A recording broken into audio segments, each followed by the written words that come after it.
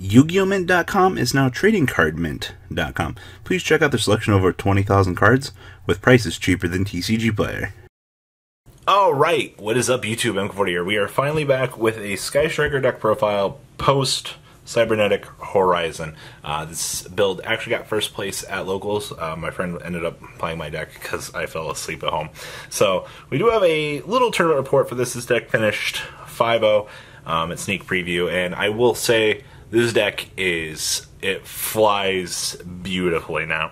So guys, please check out our friends at TradingCardMint.com down below in the description. Enter MCOL40 on checkout. Saves you guys a little bit of money on your purchase, and I think that would be a very, very cool thing to do. So, we are going to be talking about Sky Strikers. Now, not a lot has changed from the last variant of this and the current one that I've been testing, which means we still have time to mess around with variants and things before, I guess, things kind of get really weird and some like limitations are put on this. But this is the current version of the deck. Anyway, so let's see here. He played 2 Trickstars, 1 Infernoid, 1 Altergeist, and 1 Goki, which Hayate, he said, was actually just insane. So for those of you that don't know, we finally got Hayate. So, for those of you that don't know, you can only special summon this 1 Hayate per turn. This card can attack directly after damage calculation. If this card battled, you can send 1 Sky Striker card from your deck to the graveyard. So this lets you send your starter pieces from the deck to the graveyard, which is exactly what this deck needed.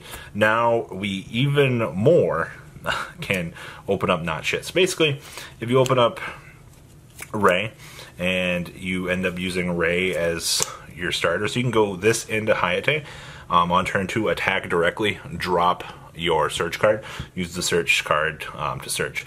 It's actually really amazing. Going second Sky Striker is actually viable now in the current format, and Hayate, what she adds into the extra deck, gives you the ability to honestly play on either mode that you want. So there is that.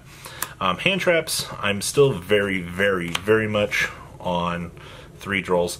So here's the thing, I know a lot of people don't like Droll right now, but when my locals is as Goki heavy as it is, and even like Trickstar, you just use this to stun the game to the next turn, and then you can use Hayate now to set up, like, you now have more application use for this card, more than before, and I actually really like this for this point in time. You can just get so much more value out of this that it's actually near borderline insane. So Droll's got infinite more value right now. 3 copies of Ash Blossom, pretty standard. I don't like Ogre at the moment. I think Ogre is a pile of hot garbage, but it just kind of depends on the format. I also don't like Ghost Bell, just my 2 cents there. But 3 of these and 3 Droll honestly is about to the extent that you need. And we're still playing 1 Diabolsis. I'm in love with this card. I know a lot of people have probably cut this. We're 41 right now because we are playing the Foolish Barrel. The Foolish is tested wonderfully. Honestly, playing 41 as well kind of fixes like some of like the more dead draw aspects that you'll hit.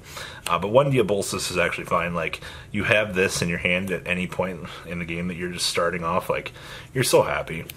3 copies of Engage. This card is insane in the deck. Getting to draw a card after you search if you have 3 spells in the graveyard. Like, Kami, what the hell are you thinking? Like, this card is so good. 3 copies of Widow Anchor, nothing's changed here. Like, I still think that these are appropriate numbers. Widow Anchoring X target never has felt better, actually. 3 copies of Hornet Drones. You have no reason not to max out on this right now. That card's so broken. Let's see here. 1 Hercules base. I've gone back and forth with the original logic on the list, playing 1 and 2. The only time that this really comes up is if you play against Scapegoats, because then you can force the additional pressure on the opponent. Outside of that, I mean, it's just kind of a pot of avarice. You just have to maintain your resource pool very correctly, and Hercules base gives you the ability to do that. 2 copies of this broken as fuck card. This card is insane. Honestly, Spellbook of Judgment for an archetype. Whoever thought this was going to be a good idea, like, you're crazy. 2 copies of Afterburners, because we are playing 2 copies of Desires. You need to make sure that if you activate Desires, you don't actually force banish one of the best removal cards that you have at your access. I still hate playing Desires in this deck, but there are hands that you need the extra resource. Especially now you can go second, go into Hayate, use this to grant even more resources to yourself, so you've got an engage dropped in the graveyard. Or if you need to drop another additional resource to continue along with your day, that's honestly what Hayate just gives you now. Like, you have spot removal for attacking directly. It's so good. Also, you can now play around more with your opponent cherrying your Kagari, because you have another target to climb up. 1 copy of Jamming Waves. Nothing to really say here. Popping back row is pretty good. We're still playing the Foolish Barrel Engine with Fusion. I don't have any qualms with this right now. I think the additional deck thinning that this gives you for the additional spell in the graveyard, and the fact that this can be a blank card at any stage in the game, I actually don't mind. So there is that. Now, for the one person that's about to be like, oh no, why are you playing Upstart Goblin and 41 cards? So this is an exception to the rule in this deck. This does count as a blank spell in the graveyard, counting towards your requirements for both Kagari and for Shizuku's effects. So you can get away with this right now. So I don't have any problem playing this. I think this card's actually great for getting yourself out of shittier situations. 1 field spell, 1 terraforming. Another spell in the graveyard. It's my only real logic for this. I don't want to play 2 field spells. In the off chance that like you do get stuck with opening this and this, it does suck. Opening this and this is better than opening up 2 field spells, because you can at least set the terraforming and trigger the field spell. 1 Rhoda, logic. 2 copies of Twin Twister.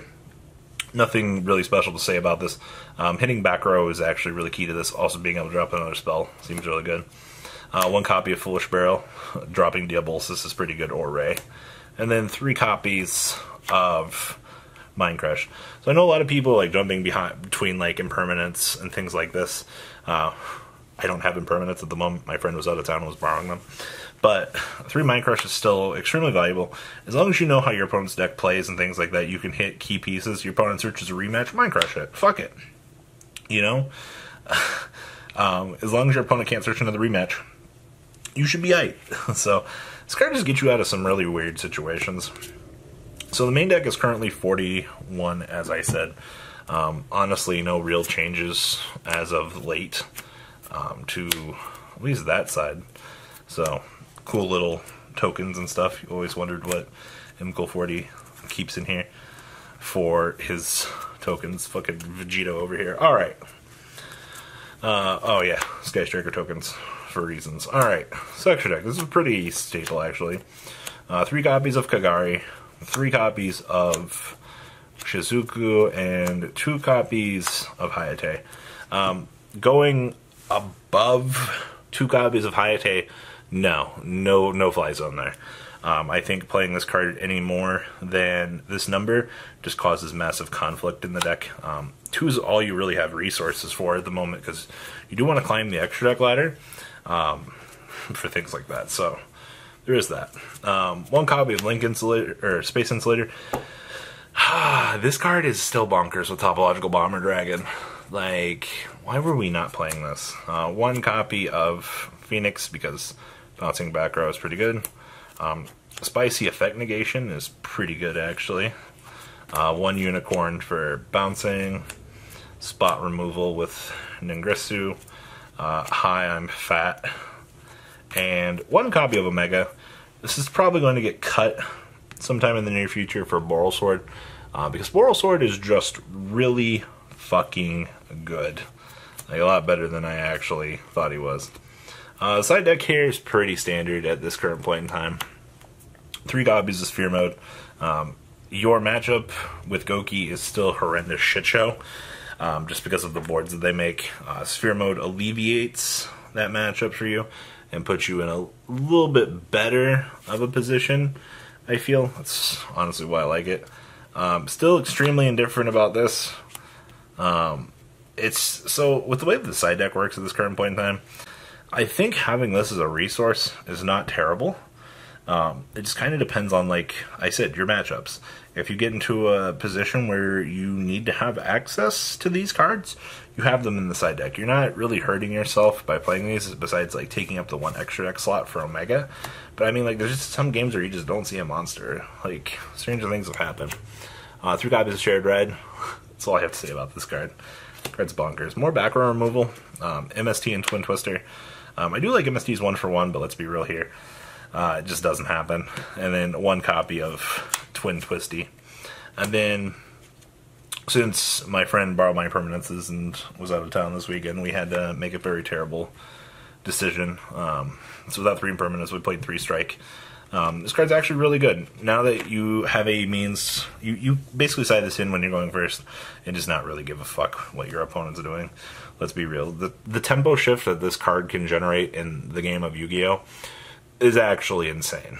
Like, I definitely will say that this card has way more power than it needs to have in this current day and age, and just being a tempo swinger is so absurd. Like, you forget, like, you strike in a Soul Day and they're only playing 1. Congratulations. Like, you've swung the game in your favor. Like, now you've taken away 2 resources from your opponent and you've forced them to go down a different line of play. Like, unless they have Soul Charge, like, it's not going to be a good time. So that is my current build of Sky Strikers. Still kind of messing around more of the concepts from the European WCQ, honestly, and I'm not currently disappointed. Honestly, the deck's still a lot of fun. I really hope that this deck doesn't die in a horrible fire, but if that time comes, well, we'll be prepared. So guys, please check out tradingcardmint.com down below in the description, and that's all I got for this video, guys. Deucerinos.